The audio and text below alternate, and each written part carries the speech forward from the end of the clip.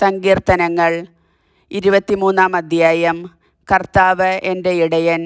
കർത്താവാണ് എൻ്റെ ഇടയൻ, എനിക്കൊന്നിനും കുറവുണ്ടാവുകയില്ല. പച്ചയായ പുൽത്തകിടിയിൽ അവിടുന്ന് എനിക്ക് വിശ്രമമരുളുന്നു. പ്രശാന്തമായ ജലാശയത്തിലേക്ക് അവിടുന്ന് എന്നെ നയിക്കുന്നു. അവിടുന്ന് എനിക്ക് ഉന്മേഷം നൽകുന്നു. തൻ്റെ നാമത്തെ പ്രതി നീതിയുടെ പാതയിൽ എന്നെ നയിക്കുന്നു.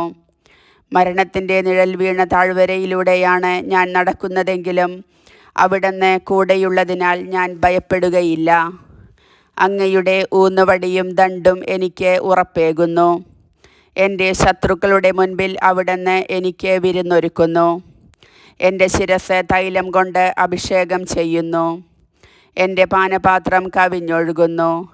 അവിടുത്തെ നന്മയും കരുണയും ജീവിതകാലം മുഴുവൻ എന്നെ അനുഗമിക്കും. കർത്താവിൻ്റെ ആലയത്തിൽ ഞാൻ എന്നേക്കും വസിക്കും. കർത്താവിൻ്റെ വചനം.